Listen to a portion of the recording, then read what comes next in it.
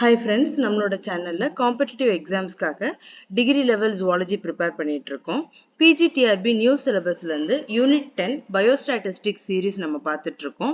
பயோஸ்டாட்டிஸ்டிக்ஸ்ல இன்னைக்கு நம்ம பார்க்க போற topic measures of dispersion. Measures of டிஸ்பர்ஷன்ல என்னென்ன சப்டாபிக்னு பார்த்தலாம். Range, quartile deviation, mean deviation and standard deviation. So measures of dispersion அப்படின்றது என்ன அப்படின்னா, ஒரு சென்ட்ரல் வேல்யூ இருக்கும். ஏற்கனவே நம்ம சென்ட்ரல் டெண்டன்சி படிச்சோம் இல்லையா, மீன், மீடியன், மோட். இது மாதிரி ஒரு மீன் அப்படின்ற ஒரு ஆவரேஜ், ஒரு சென்ட்ரல் டெண்டன்சி, எல்லாருக்கும் ஒரு விருப்பமான ஒரு செயல் இருக்கும். அதுல இருந்து எத்தனை வேல்யூஸ் டீவியேட் ஆகுது அதை பார்க்கறது தான் டீவியேஷன். மெஷர்ஸ் ஆஃப் டிஸ்பர்ஷன்றது அந்த மாதிரி தான் வரும், அந்த அர்த்தத்துல தான் வரும். இதை புரிஞ்சுட்டிங்கன்னா நீங்க ஒவ்வொன்றையும் ஈஸியா நீங்க அட்டன் பண்ணிடலாம் கொஸ்டினை. இது வந்து நம்ம சிலபஸ் பேப்பர்ல இருக்கிறது அப்படியே நான் கட் காப்பி பேஸ்ட் தான் பண்ணியிருக்கேன். டிஸ்கிரிப்டிவ் ஸ்டாட்டிஸ்டிக்ஸ் அப்படின்றது இதுக்கு ப்ரீவியஸ் டாபிக், நம்ம ப்ரீவியஸ் வீடியோவா பார்த்தோம். இப்போ நம்ம பார்க்க போறது மெஷர்ஸ் ஆஃப் டிஸ்பர்ஷன். இது ரெண்டையும் ஏன் நான் கட் காப்பி பேஸ்ட் பண்ணியிருக்கேன் அப்படின்னா, சம்டைம்ஸ் நம்ம சிலபஸ் பேப்பர்ல இருந்து அப்படியே கொஸ்டின்ஸ் வரலாம். நம்ம நோட்ஸ் எடுக்கணுன்ற அவசியமே கிடையாது. ஒரு கொஸ்டின் வந்து சிலபஸ் பேப்பர்ல இருந்து அப்படியே வரலாம். இந்த கொஸ்டின் வந்து நம்ம already TNPSC zoology previous year question discuss பண்ணையில பார்த்தனால நான் உங்களுக்கு சிலபஸ் பேப்பர்ல இருந்து இந்த கண்டென்ட் கொடுத்துருக்கேன். பாருங்க, இதுல நீங்க சிலபஸ்ல டிஸ்கிரிப்டிவ் ஸ்டாட்டிஸ்டிக்ஸ் கீழே என்னென்னலாம் சைட் ஹெட்டிங் கொடுத்துருக்காங்கன்னு ஞாபகம் வச்சுக்கோங்க. That is measures of central tendency என்னென்னவா இருக்கும், அரித்மெட்டிக் மீன், மீடியன், மோட். இது மூணுமே மெஷர்ஸ் ஆஃப் சென்ட்ரல் டெண்டன்சி. அப்போ மெஷர்ஸ் ஆஃப் டிஸ்பர்ஷனுக்கு கீழே என்னென்ன சப்டாபிக்னு கண்டிப்பா ஞாபகம் வச்சுக்கோங்க. Range, quartile deviation, mean deviation, standard deviation.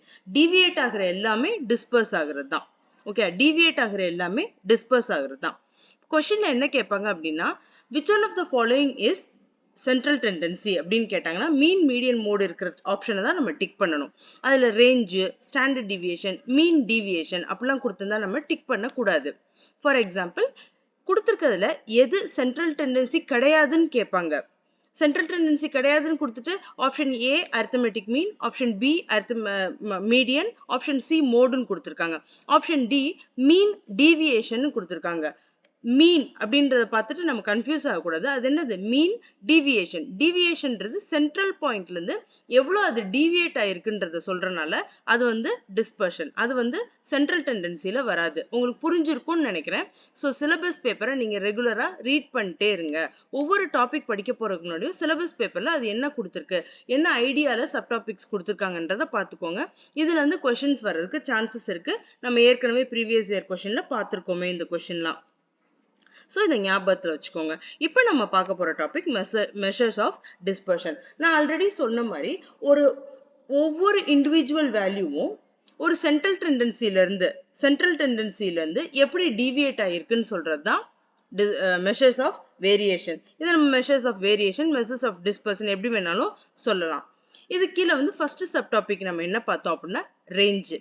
ரேஞ்சுன்றது largest value minus smallest value. For example, நம்ம ஒரு துணி கடைக்கு போறோம் அப்படின்னா அவங்க என்ன சொல்லுவாங்கன்னா, என்ன ரேஞ்சில் பாக்குறீங்க மேடம் அப்படின்னு கேட்பாங்க. நம்ம உடனே ஒரு 500 ரூபாயில இருந்து 1000 ரூபாய்க்குள்ள அப்படின்னு சொல்லுவோம். 500 ரூபாயில இருந்து 1000 ரூபாய்க்குள்ள. இதுல லார்ஜஸ்ட் வேல்யூ என்னது, 1000. ஸ்மாலஸ்ட் வேல்யூ என்னது, 500. இதுதான் ரேஞ்சு. புரியுதா? இப்ப நான் கீழே ஒரு சம் கொடுத்துருக்கேன் பாருங்க. 31, 24, 45, 17, 10, 13. இந்த கொடுத்துருக்க வேல்யூஸ்ல நீங்க ரேஞ்ச் கண்டுபிடிக்கணும்னா ரொம்ப ஈஸி தாங்க.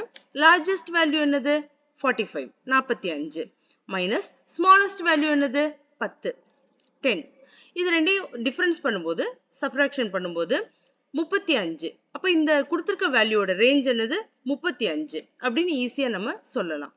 ஓகே, இதுல ரேஞ்ச்லயே சிலபஸ்ல இல்லாதது, பட் அதுல ஒரு சப் டாபிக்னு வச்சுக்கோங்களேன், கோஎஃபிஷியன்ட் ஆஃப் ரேஞ்ச் அப்படின்னு கேட்கலாம். கோஎஃபிஷியன்ட் ஆஃப் ரேஞ்ச் எல்லாம் உங்களுக்கு கால்குலேட் பண்ண சொல்லுவாங்களான்றதுலாம் அவ்வளோ டீப்பா மேத்தமெட்டிக்கலா நம்மளுக்கு கொஸ்டின் வராது. இருந்தாலும் பார்த்துக்கோங்க. கோஎஃபிஷியன்ட் ஆஃப் ரேஞ்சோட ஃபார்முலாவை ஞாபகம் வச்சுக்கோங்க. நார்மலா ரேஞ்ச் கண்டுபிடிக்கணும் இல்லையா, L minus S divided by L plus S. கொடுத்துருக்கிறதுல எல் மைனஸ் எஸ் என்னது, 45 minus 10, 35. L plus S என்னது, 45 plus 10, 55. So 35 by 55. So coefficient of range ஓட ஃபார்முலாவை பார்த்துக்கோங்க. நெக்ஸ்ட் சப் டாபிக் என்ன பார்த்தோம் அப்படின்னா, குவார்டைல் டிவியேஷன். இந்த குவார்டைல் டிவியேஷன்ல நீங்க அந்த வேர்டை அப்படியே அதோட அர்த்தத்தை நீங்க புரிஞ்சுக்கோங்க. குவார்டைல் அப்படின்றது குவார்டர்னு சொல்லுவோம் இல்லையா, 1/4 அல்லது 25%. 25%. அடுத்த குவார்டர் என்னவா இருக்கும்? 50%. அதுக்கு அடுத்த குவார்டர் 3/4 75% இருக்கும். ஃபர்ஸ்ட் குவார்டைல் வந்து நம்ம Q1 அப்படின்னு சொல்றோம். Q1 என்னது? 25%. Q2 50%. Q3 75%. ஒரு வேல்யூவோட குவார்டைல் இதெல்லாம். ஓகேயா? அப்ப குவார்டைல் டிவியேஷன் எப்படி கண்டுபிடிக்கிறாங்க அப்படின்னா Q3 minus Q1. அதாவது அதோட third quartile minus first quartile divided by 2. இத ஃபார்முலா படி சொல்லணும். ஒருவேளை क्वेश्चनல ஃபார்முலா படி ஞாபகம் இருந்தா இந்த ஃபார்முலாவை நீங்க ஞாபகம் வச்சிட்டீங்கன்னா அந்த क्वेश्चனை ஈஸியா புரிஞ்சுப்பீங்க. half of the difference between third quartile and first quartile. புரியுதா? இங்க 1/2 போட்டிருக்கேனா ஃபார்முலால half of the difference between third quartile and first quartile. அதனால தான் நான் அதை ஃபுல்லா எழுதல. ஃபார்முலாவை பார்த்தாலே நீங்க புரிஞ்சுக்கிட்டீங்கன்னா ஃபார்முலாவும் ஞாபகம் இருக்கும். இதுதான் குவார்டைல் டிவியேஷன்.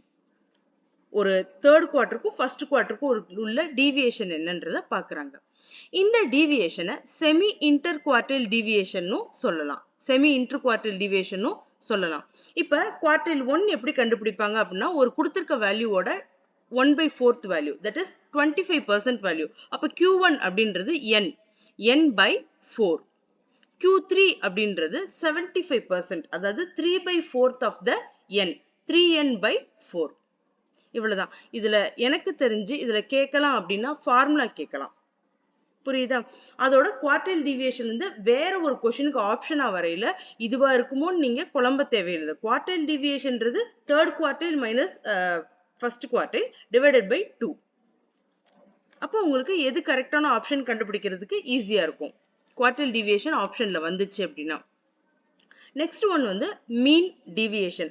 அரித்மெட்டிக் மீன்றது சென்ட்ரல் டெண்டன்சி, மீன் டிவியேஷன்றது டிவியேஷன்ல டிஸ்பர்ஷன்ல இருக்கிற ஒரு டாபிக். இது ரெண்டும் எக்ஸாக்டா ஆப்போசிட்ங்க. அரித்மெட்டிக் மீனுக்கு அப்படியே ஆப்போசிட். ஃபார் எக்ஸாம்பிள் ஒரு வேல்யூ கொடுத்துருக்காங்க 21, 13, 15, 12, 14. மீன் டிவியேஷன் கண்டுபிடிக்கணும்னா முதல்ல மீன் கண்டுபிடிக்கணும். அதாவது இந்த 21, 13, 15, 12, 14 இந்த 5 நம்பரையும் நான் ஆட் பண்ணி டிவைடட் பை 5 போட்டேன். அதாவது அரித்மெட்டிக் மீன் கண்டுபிடிச்சேன். அது என்ன வேல்யூ? 15. நீங்க செஞ்சு வேணாலும் பார்த்துக்கோங்க, ஒரு நோட் எடுத்து. அரித்மெட்டிக் மீன் 15 வந்துச்சு. இப்போ இந்த சென்ட்ரல் டெண்டன்சில இருந்து ஒவ்வொரு வேல்யூவும் எப்படி வேரி ஆயிருக்கு, எவ்வளவு தூரம் வேரி ஆயிருக்குன்னு நான் கால்குலேட் பண்ணியிருக்கேன் தேர்ட் காலம்ல. இப்போ 15 தான் சென்ட்ரல் டெண்டன்சி. மீன் டிவியேஷன் அதுக்கு என்னது? 7. டிவைட் பண்ணிரு. சாரி, இதுக்கு 6 வரணுமா? 21 மைனஸ் 15. ஓகே, 6. 13 மைனஸ் 15 மைனஸ் 2 வருது. 15 மைனஸ் 15 0. இங்க 12 மைனஸ் 15 மைனஸ் 3 வரணும். 14 மைனஸ் 15 வந்து மைனஸ் 1 வரணும். இந்த டீவியேஷனை ஃபுல்லா கீழே வந்திருக்க எல்லாத்தையுமே நான் அப்படியே ஆட் பண்றேன். இதுல எது மைனஸ் எது பிளஸ்ன்னா நம்ம கணக்கு பண்ண தேவையில்லை, அப்படியே ஆட் பண்றோம். இதுதான் சிக்மா டி. இந்த டீவியேஷனோட சம் ஆஃப் த டீவியேஷனை நம்ம கணக்கு பண்ணணும். இந்த சம் ஆஃப் த டீவியேஷனுக்கு ஒரு மீன் பார்க்கணும். இந்த 13 டிவைடட் பை 5 அதான் மீன் டீவியேஷன்றது. ரொம்ப சிம்பிளா ஞாபகம் வச்சுக்கோங்க. அரித்மெட்டிக் மீன் பார்க்குறோம். அந்த அரித்மெட்டிக் மீன்ல இருந்து ஒவ்வொரு வேல்யூவும் எவ்வளோ டீவியேட் ஆயிருக்கு அதான் மீன் டீவியேஷன். அதோட மீனை கண்டுபிடிக்கணும். சிக்மா டி டிவைடட் பை என். வெறும் மீன்னா என்ன பண்ணுவீங்க? அப்படியே என் டிவைடட் பை சிக்மா எல்லாத்தையும் அப்படியே சம் பண்ணி டிவைடட் பை என் பண்றோம். இங்க அப்படி கிடையாது. அதோட டீவியேஷனை தான் நீங்க சம் பண்ணணும். எவ்வளவு டீவியேட் ஆயிருக்கு அதை சம் பண்ணி divided by N. Sigma D by N. இதான் மீன் டீவியேஷன். நெக்ஸ்ட் ஒன், எதுவுமே உங்களை சம் பண்ண சொல்ல மாட்டாங்கங்க. அப்படியே சம் பண்ண சொல்றாங்கன்னா அது மீன் மீடியன் மோட தவிர மற்றதெல்லாம் ரொம்ப பெரிய டேப்லோ காலம் போட்டு பண்ற சம்லாம் இதுவரையும் கொஸ்டின்ல கேட்கப்பட்டது கிடையாது. ஓகே, நான் உங்க புரிதலுக்காக நான் இப்ப சொல்லிக்கிட்டு இருக்கேன்.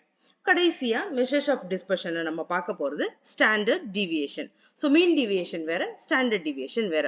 ஸ்டாண்டர்ட் டிவியேஷனை SD அப்படின்னு நம்ம சொல்லலாம். மீன் டிவியேஷனை MD அப்படின்னு சொல்லலாம். ஸ்டாண்டர்ட் டிவியேஷன் எப்படி சொல்லலாம்? SD அப்படின்னு சொல்லலாம். இந்த ஸ்டாண்டர்ட் டிவியேஷனை ஒரு சிம்பிள் வச்சு நம்ம சொல்லலாம். அதுதான் சிக்மா. Okay, sigma. இந்த ஸ்டாண்டர்ட் டிவியேஷன் எப்படி பார்க்கறாங்கன்னா பாருங்க, இதுவும் ஒரு டிவியேஷன் தான். இதுவும் ஃபர்ஸ்ட் மீன் நம்ம கண்டுபிடிச்சுக்கணும். அதே மாதிரி ஒவ்வொரு வேல்யூவும் மீனை விட எவ்வளவு டீவியேட் ஆயிருக்குன்னு சொல்லி மைனஸ் பண்ணி பார்த்துக்கிறோம். அதோட ஸ்கொயர் வேல்யூவை கண்டுபிடிக்கணும். புரியுதா? மீன் டிவியேஷனோட ஸ்டாண்டர்ட் டிவியேஷன் எப்படி ஆயிருக்கு அப்படின்னா அதோட ஸ்கொயர் வேல்யூ கண்டுபிடிச்சு அதை சம் பண்ணி டிவைடட் பை n இது எல்லாத்தையும் ஸ்கொயர் ரூட் பண்ணணும். இந்த இதுல நான் இது எதுவுமே டேப்லோ காலம்ல கொடுக்கலங்க. எந்த சம்மே நான் போட்டு இதுல காமிக்கல. ஒன்லி உங்களுக்கு ஃபார்முலாவை மட்டும்தான் காமிச்சிருக்கேன். ஃபார்முலா மட்டும்தான் வரும். ஃபார்முலா ஆப்ஷன்ஸ்ல கொடுத்துருக்கையில என்ன ஆப்ஷன்றது உங்களுக்கு தெரியணும். அதாவது square root of the square root simple இருக்கான்னு பாத்துருங்க. Mean of the squares of deviation from the mean. First deviation என்ன இருக்குன்னு பாத்துக்கிட்டாங்க. நம்ம ஃபர்ஸ்ட் சம்ல பார்த்த மாதிரி deviate ஆகிறத பார்த்து அதை ஸ்கொயர் பண்ணிட்டு திரும்ப ஸ்கொயர் ரூட் எடுத்துடுறாங்க. ஓகே, ஸோ ஒன்று ஃபார்முலா ஞாபகத்தில் வச்சுக்கோங்க, இல்லாட்டினா கீழே இருக்கிற டெஃபினிஷனை ஞாபகம் வச்சுக்கோங்க. இதுதான் standard deviation. To the maximum formula தான் வரும். சிக்மா இஸ் ஈக்குவல் டு அப்படின்ற ஃபார்முலா தான் வரும். ஃபார்முலாவை ஞாபகத்தில் வச்சுக்கோங்க. தேங்க்யூ.